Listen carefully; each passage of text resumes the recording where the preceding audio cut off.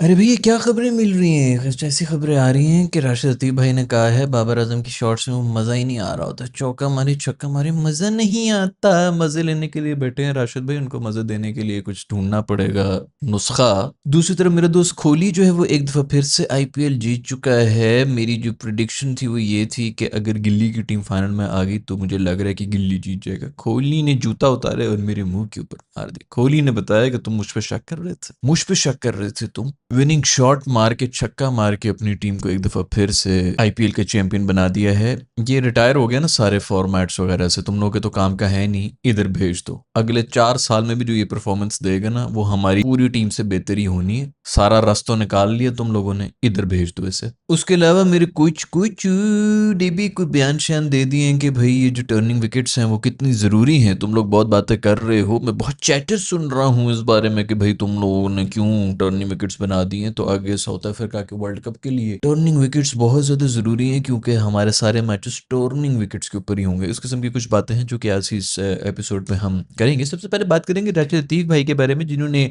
बाबर की शॉट्स के बारे में कहा है कि मज़ा नहीं आ रहा, चस नहीं आ रही, दिल खराब हो रहा है इसकी चौके और छक्के देखकर। ये वो भाई बात कर रहे हैं जिनकी मोस्ट ऑफली टेस्ट के अंदर 23-24 की एवरेज है गालिबन, और ओडीआई के अंदर शायद 19-20 की एवरेज होगी। पाकिस्तान के फर्स्ट चॉइस कीपर भी बहुत कम रह चुके हैं। आई नो अभी बहुत से लोग भड़कड़ा उठेंगे, ये हो गया वो हो गया, फिक्सिंग की वजह से निकाल दिया, ये वो राशिद लतीफ़ के बारे में बात कर रहे हो, तुम्हें पता है बेटा वो।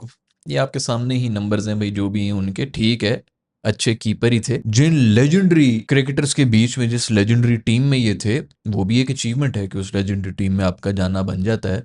लेकिन आपकी ना बहुत सी ऐसी परफॉर्मेंसेस इसलिए कारपेट के नीचे जाती हैं क्योंकि आपकी टीम के अंदर ऐसे ऐसे लेजेंड्स भरे हुए हैं। सईद अनवर है, इंजमाम है, सलीम मलिक है, ये सारे बैठे हुए हैं। बैटिंग बूटिंग आपकी इतनी सॉलिड चल रही है, वसीम, वकार, शुएब, ये सारे बैठे हुए हैं। बॉलिंग आपकी इतनी सॉलिड चल रही है, स्पिनर्स में सकलैन है, मुश्ताक है, ऑलराउंडर्स में आफरीदी वगैरह, इस किस्म की टीम के अंदर आप बैठे हुए होते हैं। तो टीमें जब जीत रही होती है तो किसी पे भी बात नहीं होती, सभी हीरो बने हुए होते हैं। उसके अंदर भी अपनी सीट को पक्का तो नहीं कर सकते थे ना। मोइन खान भाई भी जो है, ठीक है, अगर राशिद भाई बहुत बड़े कीपर थे तो मोइन खान भाई भी कोई रेलू कट्टे तो थे नहीं। तो बातें करना तो बड़ा आसान होती हैं, आपकी भी कोई नंबर्स वगैरह ऐसे नहीं है। अभी बाबर जिस टीम के साथ खेल रहे हैं ना दोस्त, इस टीम के बीच में अगर आप आके परफॉर्मेंस दे देना तो मैं मान भी जाऊं कि हाँ ठीक है, बहुत बड़े आप प्लेयर हैं, आप सिंगल हैंडेडली टीम को लेके फिर रहे हैं। वो टीमें जो थी और ये वाली टीमें जो हैं, इसमें जमीन आसमान का फर्क है। शाहीन के कुछ 2-1 साल थे जो उनकी बॉलिंग के हमने देख लिए, जो करना था उन्होंने वो कर लिया है। वो उस 2 साल के अंदर कभी कभी रूफी चलता था और कभी कभी नसीम भी चल जाता था, थोड़ी बहुत कोई सपोर्ट मिली हुई थी बॉलर्स की तरफ से। वरना उसके अलावा बाबर के पूरे स्पेल के अंदर मुझे तो कुछ नहीं नजर आता, ना बॉलिंग में उसको ऐसे कोई बॉलर्स मिले हैं, ना ही बैटर्स में उसको ऐसी कोई सपोर्ट मिली है। उसकी वजह से पूरा का पूरा इकोसिस्टम चला हुआ था और इसीलिए वो इतना मशहूर भी हुआ। इसीलिए अब वो ना परफॉर्म करे तो उसको गाली देने में सब बिजी हो जाते हैं, और बाकी सब जो हैं रेलू कट्टे प्लेयर्स 3-3, 4-4 साल से आपकी टीम के अंदर बैठे हुए हैं। रेलू कट्टे से याद आया कि शादाब भाई भी जो हैं इसीलिए जिंदा बैठे हैं क्योंकि बाबर को गाली देने में सब बैठे हैं, तो दोबारा से ओडीआई के अंदर घुस गए। खैर, उसके बारे में आगे चल के कहीं बात कर लेंगे। लेकिन राशिद भाई की ये बातें जो है ना बड़ी मुझे बड़ा डिसअपॉइंट किया। खैर, रिस्पेक्ट करता हूँ राशिद भाई के, अपने बहुत सी चीज़ें जिनसे आप एग्री भी करते हैं, बहुत सी अच्छे, कम से कम जो है बंदा डरता भी नहीं, ऑल दैट।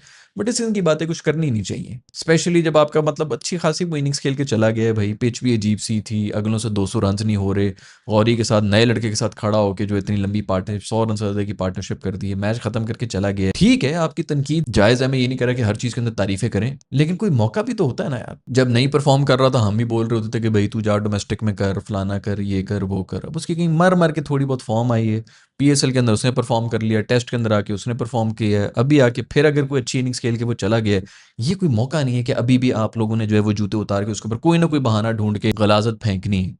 अगर फेंकनी है गलाजत तो इसके ऊपर फेंको ना भाई कि रूफी ने क्या किया है, नसीम ने क्या किया और शादाब ने क्या किया इस ओडीआई के अंदर, क्योंकि वही हाईलाइट थी। बाकी तो मेरा ख्याल में बाबर को इधर हाईलाइट होना मुझे कुछ तो समझ नहीं आती राशिद भाई। बट खैर, आप बहुत बड़े हैं, हमने कहाँ क्रिकेट का बैट पकड़ा है, क्रिकेटर्स तो आप लोग हैं, आप लोग ही सच बोल रहे होंगे, बाकी सब तो बिल्कुल ही झूठे हैं और किसी काम के नहीं, किसी को कोई हक ही नहीं है कमेंट भी करने का। खैर, दूसरी तरफ विराट कोहली से बेसिकली हम पहले भी शायद बात कर चुके हैं कि अगर विराट कोहली को पाकिस्तान की टीम में रख लेते ना, या हमारी मैनेजमेंट के साथ वो चल रहा होता, तो मैं देखता वो किस तरह इतना बड़ा सुपरस्टार बनता है। तो ये बाबर की बड़ी हिम्मत है कि वो बेचारा इन सब माहौल के अंदर भी ऐसी खूबसूरत मैनेजमेंट के साथ डील करके, ऐसी खूबसूरत टीम के साथ जो कुछ भी वो कर रहा है। खैर, विराट कोहली एक दफ़ा फिर से फाइनल ले चुके हैं, छक्का मार के मेरे दोस्त ने आईपीएल का फाइनल जीत लिया, आप सबको बहुत बहुत मुबारकबाद हो। रिजवान भाई से पूछ लो कि आरसीबी जो है वो डिजर्विंग थी कि नहीं थी। शाहीन भाई से भी पूछ लो, वो इनकी जो है बॉलिंग के अंदर से नुक्स निकाल देंगे, हेजलवुड वगैरह को बता देंगे कि तुम खास मजा नहीं आया, तुम 200 की स्पीड के ऊपर बॉल नहीं करा रहे हो। रूफी भाई वैसे भी ये कहेंगे कि हाँ इनका एक ऐसा बॉलिंग अटैक है जो नहीं, ये भी हम तो दुनिया के सबसे बेस्ट, लाहौर कलंदर दुनिया का सबसे बड़ा बॉलिंग अटैक है, तो वो भी हमारे सामने फीके हैं, आरसीबी वाले भी फीके हैं। वो दिमाग में यही सोच के बैठे होंगे, आप ये ना समझे कि मैं मजाक कर रहा हूँ। उनसे अगर जाके कभी बात करें ना, उनके दिमाग में इसी तरह की चल रहा होगा कि और जितना मैं कहता हूँ ना कि कॉन्फिडेंस होना चाहिए, इतना भी नहीं होना चाहिए, ऐसा ओवर कॉन्फिडेंस भी ना हो। खुदा के लिए इनको थोड़ी सी कोई जो है वो सेंस नॉक कर ले। बट जैसे मैंने पहले ही बताया था, पिछली वीडियो में शायद बात करते हैं, उससे पिछली वीडियो, 20 से 25 लोग काफी हैं आपका दिमाग खराब करने के लिए। आपने अगर अपने आप को सराउंड किया हुआ है उन 25 लोगों से जो 24 घंटे आपकी तारीफें कर रहे हैं, आपका बेड़ा गर्क है। खैर, छक्का मार के कोहली ने जो है वो किए 75 रन इनिंग्स के लिए, 42 बॉलों के ऊपर किए, और कोहली ने इस पूरे आईपीएल सीजन की सबसे फास्टेस्ट 50 मारी है फाइनल में आके। क्या ही बात है यार। वैसे तो गिल्ली की टीम ने जो है थोड़ा बहुत डिसअपॉइंट कर दिया, 150 रन का टारगेट मिलना नहीं चाहिए था, बीच में थोड़ी सी गेम बन बुन भी गई थी, लेकिन कोहली भाई जो है बैठे हुए थे। फिर एंड में गिल्ली ने उसका कोई कैच वैच भी पकड़ लिया था, 11 एक रन ही रहते थे, और वो जो है नीचे लग रहा था। शायद लोग, मुझे नहीं पता, उसको डिबेट कर रहे हैं कि नहीं कर रहे, वो मेरा ख्याल में बिल्कुल ठीक जो है वो नॉट आउट ही था। निकल गई थी बॉल, निकली हुई थी, उंगलियां नीचे होंगे, वट एवर हो, ऐसा भी नहीं है कि ग्राउंड पर टप्पे खा के वापस हाथ में आ रही है तो आप उसको आउट ही दे दें। बट भाई ये कुणाल पांड्या के ऊपर बात करनी पड़ेगी, बड़ा ही बेहतरीन किस्म का ऑलराउंड परफॉर्मेंस की है। उनके खत्म ही नहीं हो रहे उनके ऑलराउंडर, और हमारे ऑलराउंडर हैं कि माशाल्लाह उनसे जान नहीं छूट रही। खैर, उसी से याद है, ऑलराउंडर के पोस्टर बॉय मिस्टर हसन ने ये बयान दिया है कि बहुत से लोग इस चीज़ पर नाराज़ हो रहे हैं कि हमने टर्निंग विकेट्स क्यों बना दी। जब वर्ल्ड कप की तैयारी हम कर रहे हैं और वर्ल्ड कप जो है वो आगे साउथ अफ्रीका में हो रहा है, तो फिर हमने टर्निंग विकेट्स क्यों बनाई हैं। उनका मतलब सिर्फ ये था कि मेरी शेरडी को कोई गाली ना दे।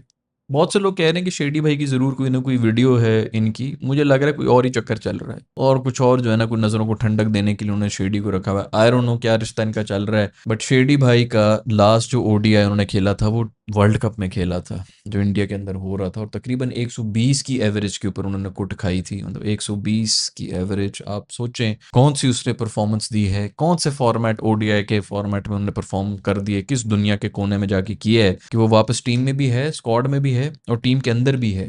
वही कंडीशंस जिनके अंदर बाकी स्पिनर जो है उन्होंने गले से पकड़ा हुआ था ऑस्ट्रेलियंस को।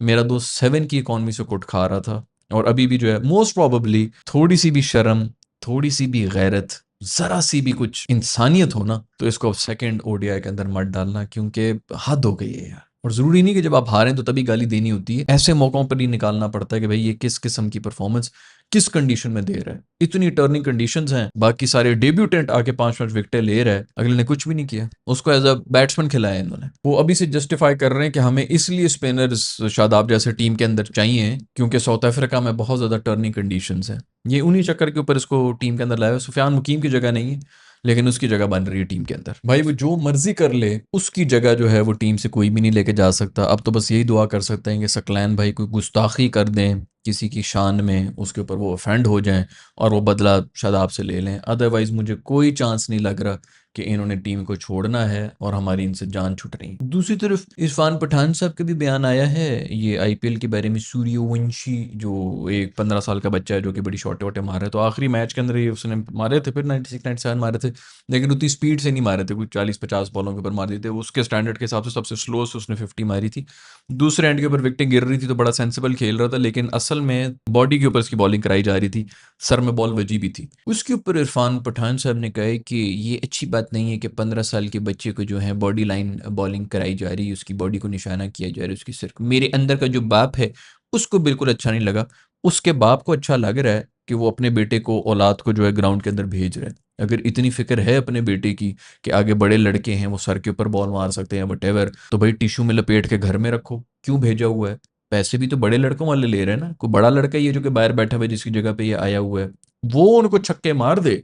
दुनिया के जितना मर्जी लेजेंडरी बॉलर हो उसको वो छक्के भी मारे और लोग उस पर हंसे भी, लेकिन बॉलर उसकी सर के ऊपर बॉल नहीं मार सकता। भाई ये बहुत गलत बात है। एक तो भाई इरफान पठान साहब के लिए कुछ अल्फाज हैं मेरे पास कि पुत्र तेरी बॉल जो है ना 2 ठप्पे खा के कीपर के पास जाती थी, कीपर आगे खड़े होते थे, स्पिनर से भी आगे, कीपर की रानों के अंदर विकेटें लग रही होती थी, तेरी बॉलिंग के ऊपर यहाँ पे खड़े हुआ करते थे। तुझे जिंदगी में नहीं पता है कि बॉडी लाइन बॉलिंग होती क्या है, सर पे किस तरह मारते हैं, फास्ट बॉलर क्या होता है। अब आ जाएगा कोई, इसने हैट्रिक ली थी पाकिस्तान, सब ने ली हुई है, इसका ये मतलब नहीं है कि वो सब भी जो है लेजेंड है। जिम्बाब्वे की भी बॉलर्स निकाल के आ जाऊंगा जिन्होंने पाकिस्तान के ऊपर हैट्रिक की होंगी। खैर, इनको पता क्या है फास्ट बॉलर क्या होता है, वो फास्ट बॉलर को निकल निकल के छक्के मारे। और ये बोला क्यों है, अगर इधर कोई इंडियन बॉलर होता ना इसने नहीं बोलना था। ये वो रबाटे शबाटे इसको मार रहे थे उस दिन, ये गिल की टीम ने जो है वो रखी थी बिल्कुल। और इसी तरह होता है भाई, तुम एक बॉलर एक फास्ट बॉलर को छक्के मारो, वो आगे से जो है वो पोली पोली बॉलिंग फेंकने शुरू जी बेटा तू 15 साल का बच्चा तो नहीं लगता ना, ले छक्का मार दे। अकेले की बेइज्जती हो रही है भाई। और ये इधर जितने मजे कर ले ना फाटी विकेटों के ऊपर, जितने मजे कर रहा है, आज जो बेटा जरा अभी इंग्लैंड में इसको भेज दो। आगे सुना है कि इनका टेस्ट वेस्ट हो रहा है ना, भेज दो इसको जरा। करियर का इख्तिताम ना हुआ ना वहीं पर तो नाम बदल देना मेरा दोस्त। लेकिन इंडियंस को करियर का कोई फर्क ही नहीं पड़ता। 70 to 75 80% मैचेस उनके होते हैं होम ग्राउंड के ऊपर, जो कि इंडिया में ही होंगे इसी तरह के फ्लैट विकेट्स के ऊपर। और फिर उसके बाद 3 महीने उन्होंने वैसे ही आईपीएल खेलना है। तो साल में तकरीबन 8 महीने आपकी कंडीशन ही होनी है जिसके ऊपर आप खेल रहे होंगे। बल्कि अगर आईपीएल के मिलाओ तो तकरीबन 9-10 महीने जो है वो इंडिया के अंदर ही खेल रहे होंगे। वहीं के सुपरस्टार बनते हैं, वहीं के हीरो बन जाते हैं। वर्ल्ड कप्स भी उधर ही हो रहे होते हैं, उधर नहीं हो रहे तो ये दुबई शुबई पाकिस्तान श्रीलंका बांग्लादेश सेम कंडीशंस है, वो फिर हीरो बने हुए होंगे। और इतना कॉन्फिडेंस हुआ हुआ होता है वो, अगर 50 बॉलों के ऊपर 100 मारने का कॉन्फिडेंस उनके उधर हुआ हुआ है, अगर किसी दूसरी जगह पे चले भी जाए तो 70 बॉलों पे तो 100 मार ही लेते हैं। या फिर अगर 150-150 की इनिंग्स खेलने की उनकी आदत पड़ गई है तो 70-70 की इनिंग्स खेलना तो कोई मसला ही नहीं है। तो वो कॉन्फिडेंस भी आपके पास आया हुआ होता है। और वैसे भी 5 में से अगर आप 2 मैचेस भी जिता दें वो इनफ होता। खैर भाई, इरफान पठान साहब को बुरा लग रहा है कि सूर्यवंशी की सर में क्यों बॉल मार रही है, उसकी बॉडी को निशाना क्यों ले रहे हो, प्लीज इसकी सुन लो यार। मेरे अंदर के अब्बू को अच्छा नहीं लगा है तो अंदर के अब्बू को बोलो ना, उनके सगे अब्बू को जाके बोल दो कि बेटा एक अंडर 19 का पूरा फॉर्मेट है, उधर जाके डालो बेटे को, उधर ही खेलता रहे, वहीं पर अंडर 19 का सबसे बड़ा सुपरस्टार बन जाए। उधर पैसे नहीं है ना इतने, उधर ब्रांड्स इतने नहीं है क्योंकि इतने ज्यादा ब्रांड्स इन्वॉल्व नहीं होते अंडर 19 के अंदर। तो तुम लोगों ने खुद बड़े बच्चों के उसके बाप को कोई मसला नहीं हो रहा, ये अगला बाप बना हुआ है। खैर भाई, बॉलर्स पे जलील हो, बैटर्स को कोई कभी भी जलील ना करे। अजीब, ये पूरे इंडिया की यही लॉजिक है भाई। है दोस्तों, आज की एपिसोड में इतना ही। ये राशिद भाई के जो कमेंट्स वगैरह हैं इसके ऊपर आपके क्या कमेंट्स हैं नीचे कमेंट्स में लिख के बता देना। I will see you in the next video. Bye.